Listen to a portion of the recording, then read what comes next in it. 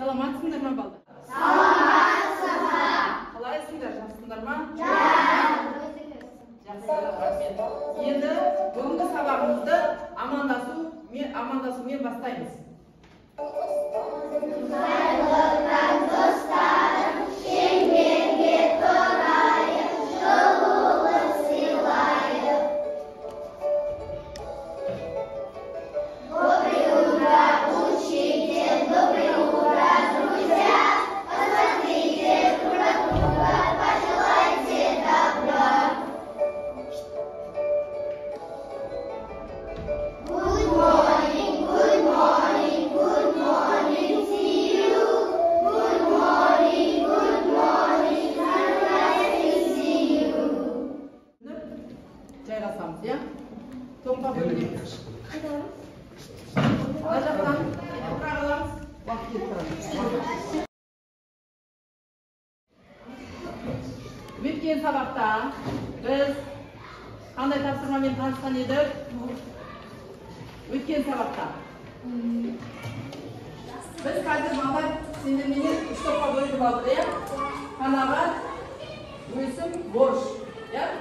Енді өткен сабақта біз қандай тақырыппен танысқан едік? Есіңізге түсірейік? Беретін болсам, мысалы, баланың айласы деген, алаш тақырыпқа сендер түсіндіңдер ма? Иә? Түсіндіңдер ма? Баланың айласы деген тақырыпта енді балалар сахналап көрсетейін деп жатыр қазір бізге. Осының ішінде бізде бірінші автор, одан кейін бар.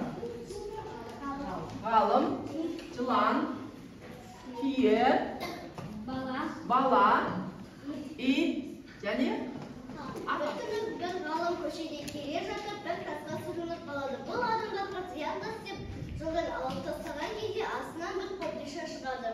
Және соның ішін ашып қараса, ішінен бір жылан шығады. Бұл адамдарға зияны тигізетін тәсілдер жолда алып тастайды. Мына қобдиша ішінде не бар екен?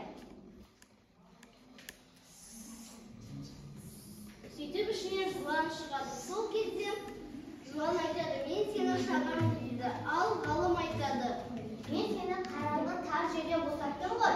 Жақсылыққа жамандық бар ма? Бар.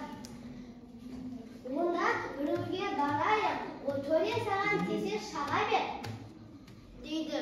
Сөйтіп олар жігіт келе жатып түйеге кездеседі.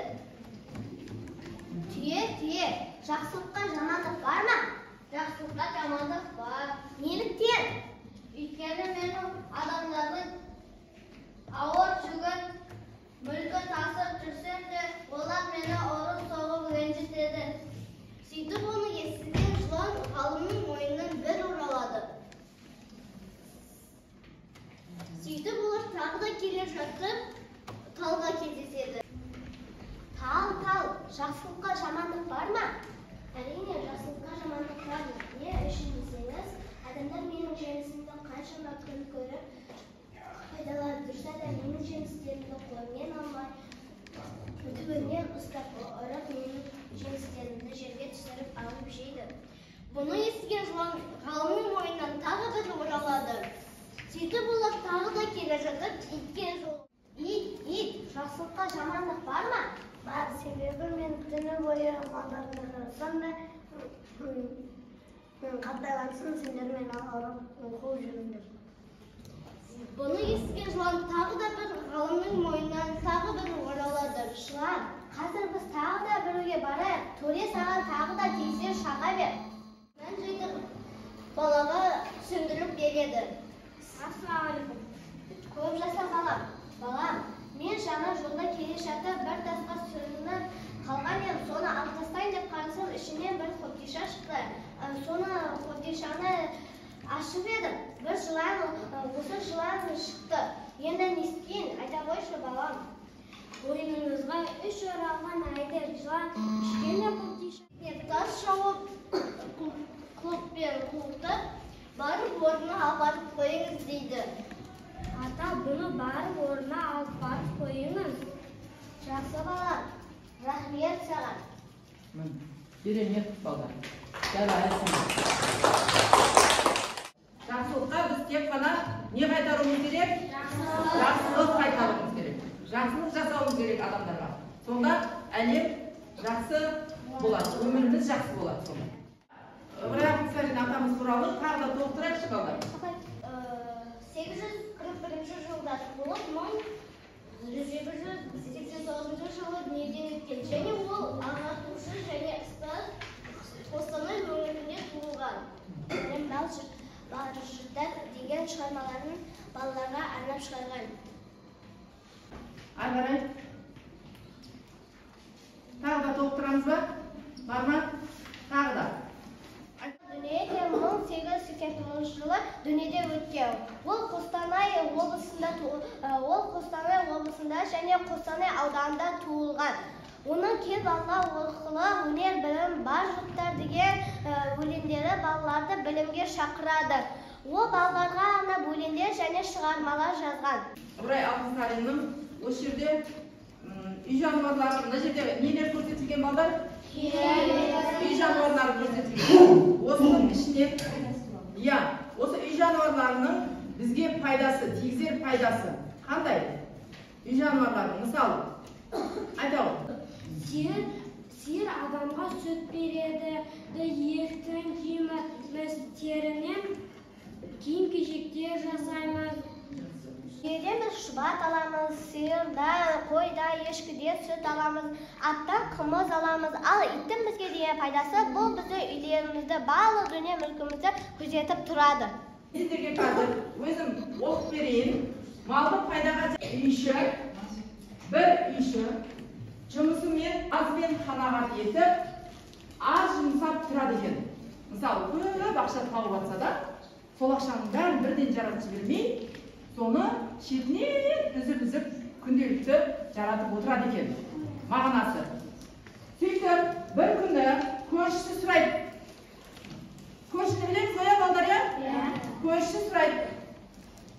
Осы сен дейді, бай бола тұрып, малыңды қай жаққа жібересің? Деп сұрап жатыр. Дейді, деді. Содан кейін жаңа үйші айтты. Ол малымның бір бөлігін борышымды өтеймін. Өзімнің борышымды өтеймін.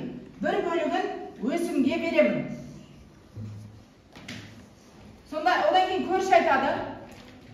Қойшы, батыр, сенің борышың бар ма еді?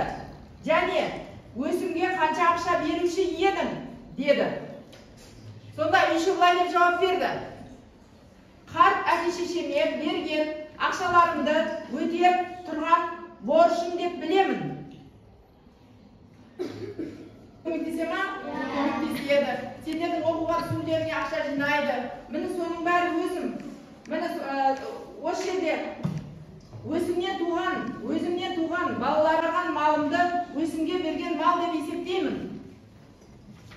Балалар адам болып, біз қартайған кезде жақсы асыраса, олардың борышымды өтеген емес пе деп білемін дейді.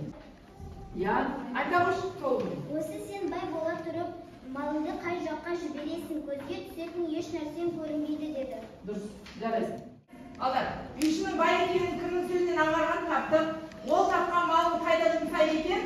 Төмендегі сызба бойынша пайдаланып жауап берген балдар. Айтауыш, тапқан малын ата-анасына борышына төлейді. Ал қалған ақшаларын өзінің балаларына өсімге жұмсайды екен. Өсімге қояды. Қанағат тобына, топтық жұмыс жасайды.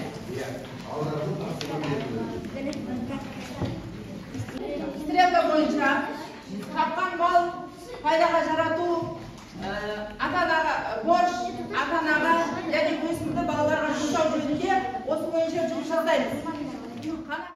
Өсім тобына сөздердің арасында байланыстылықтарын жүргіземіз. Кімге борыш? Өсім қайсына? Тыңдаймыз. Сызбаны пайдаланып, әбіндегі көпшілерді атаймыз. Осы сөздердің ішіндегі ең бастысы қайсысы деп ойлайсыз? Және түсіндіріп беремін.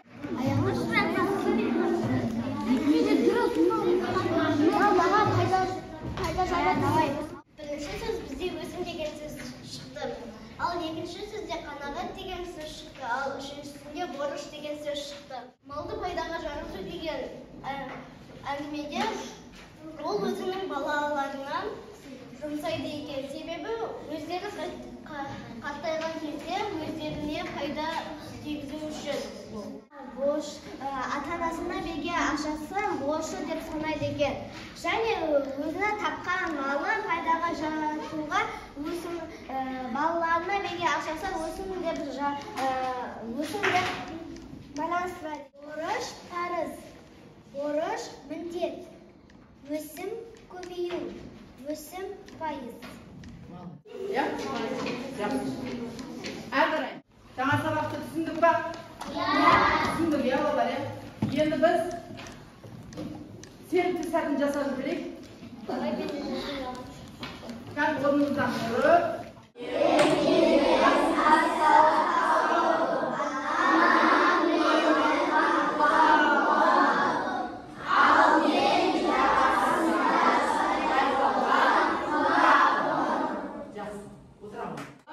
Есімізге түсірек, мәтіндегі оқиғаға сенің көзқарасың қандай? Керемет. Менің отбасыма көзқарасым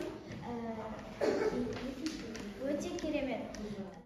Қандай ой түйдіңдер? Біз өзіміздің отбасыларымызды құрметтесек, бұл біздің борышымыз.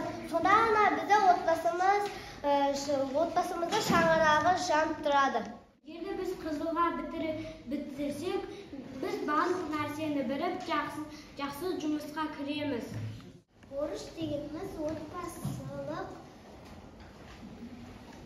Ата-ананың бұл жерде екінші бойынша айтыласың ғой. Ата-ананың алдындағы борыш дегенді қалай түсінесің? Ол деген?